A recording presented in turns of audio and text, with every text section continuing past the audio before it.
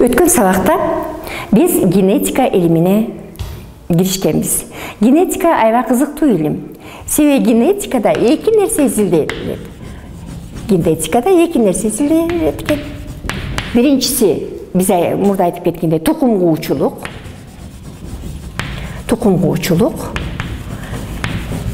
Экинчи объектиси. Бул карама каршы муну биз өзгөргүчтүк деп атабыз. Өзгөргүчтүк.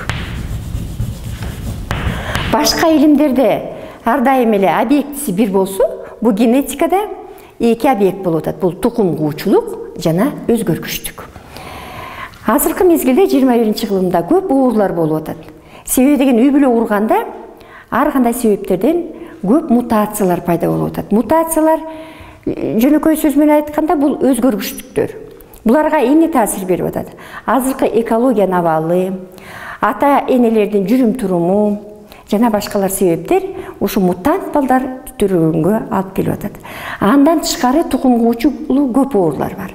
Ушуну атап кетсек, биринчиси шизофрения оорусу. Бул кыргызча тил менен айтканда бул жин оорусу. Адамдын нерв системасы жабыркайт.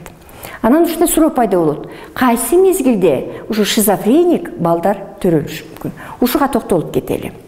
Шизофрения оорусу рецессивдүү характерге ээ. Рецессивдүү мен силерге түшүндүрүп берейин. Рецессивдүү. Себеби деген мында ата энесинин кичинекей гендери, кичинекей тамга менен белгилеген, мисалы АА тамга менен белгилели, бул алсыз гендер. Бири-бирине деген накладка болуп калганда, алсыз гендер. Ошол мезгилде ушундай шизофреник балдар төрөлөт. Бир маселеге токтолуп кетели. Берилди эки бөлө үйлөнүп атышат. Аттарын жазып коелу. Арген жана Айнура бири-бирине бөлө. Бөлөлөрдү билесиңер. Эжесиңдин балдары бөлөлөр дейт. Орусча кузен деп коебуз. Эки балада тең, мынакей, эки баланын канында экөөндө тең шизофрения оорусунун гени бар дейли. Болжолдоп. Чоң А, кичинекей А деп жазабыз, чоң А, кичинекей А деп жазабыз.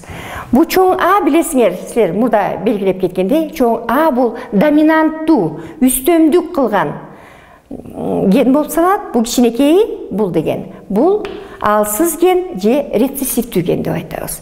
Ошу кичинекей А экөө накладка болуп калганда, ошондо шизофреник бала төрөлүп калышы мүмкүн. Мына белгилеп коелу. Суроо пайда болот. F деген бул бала, тукум деген. Нормалдуу балдар канча процентти түзөт? Нормалдуу балдар биз кандай деп белгилешибиз керек? Чоң А менен белгилешибиз керек. Гени күчтүү балдар деп турабыз. Канча процент болот? Суроо белгилеп коебуз.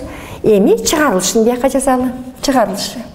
Кадимкидей эле физика, математикада эле биз ушинтип чыгарабыз. П аргындаштыруу. Аргендин генин жазалы. Арген. Аттарын жазбай эле коелу. Алардын гендерин жазабыз. Көбөйтөбүз. Айнуранын генин жазалы. Айнуранын белгисин коебуз. Чоң А, кичинекей А.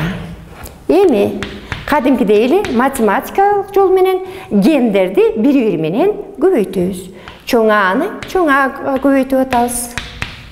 Тоголоктоштуруп коелу. Чоң Аны кичинекей Ага көбөйтөбүз. Кичинекей Аны болжолдоп очередь менен чоң Аны кичинекей Аны чоң Ага көбөйтөбүз. Айырмасы жок. Биринчи кичинекей А деп деле жазсак болмок. Эми мына кичинекей А.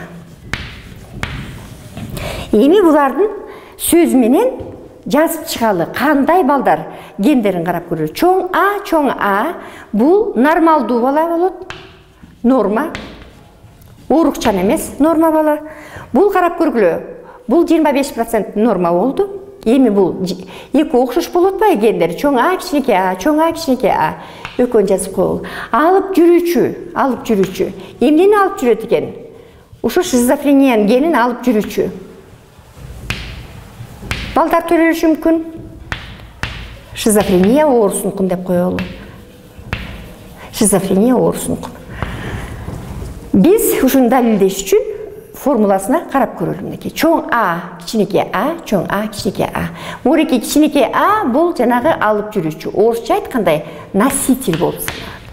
Бул кичинекей бала албетте туура айтып атасыңар, бул оорукчан бала, шизофреник бала төрөлөт. Шизофреник бала төрөлөт. Себеби деген бул жерде арген менен айнуранын гендери накладка болуп калды. Көрдүңөрбү? Эгерде 4 бала болсо, мисалы алалы, канчасы проценти нормалдуу болот, канча проценти алып жүрүүчү, бул да коркунучту пайда кылат. Анан канча процент бала ушундай оорулуу болуп төрөлүп калышы мүмкүн.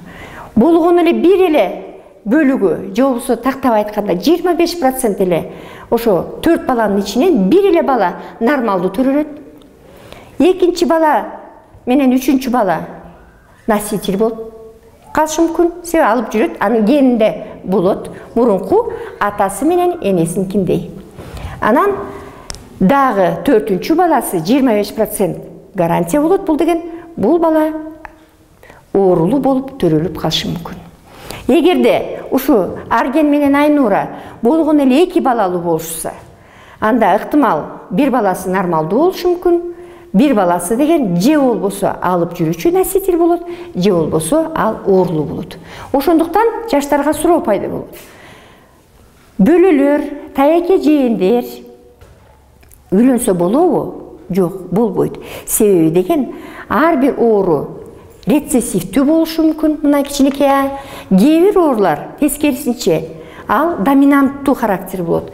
Эгерде башка оорулар, мисалы сахарный диабет, кант диабети деп айтабыз, ал монда чоң А болуп калганда ал оорулуу бала болот. Ошондуктан силер билип алгыла. Тукум куучу оорулар 2 типке бөлүнөт экен. Биринчи бөлүгү доминанттуу характер, экинчиси рецессивдүү характер. Рецессивдүү характер болгондо мына өзүңөр жыйынтык чыгаргыла. Бөлөлөр, жакын туугандар бири-бири менен үй бүлө түзбөш керек экен. Биздин сабагыбыз бүттү. Силер бул сабакта жаңы билимдерге ээ болдуңар. Рецессивдүү характер деген кайсы болот экен? Бөлөлөр терминин карап чыктык. Андан тышкары алсыз гендерди карап чыктык. Анан негизги суроого жооп алдыңар. Жакын туугандар үй бүлө курса болобу же болбойбу деген.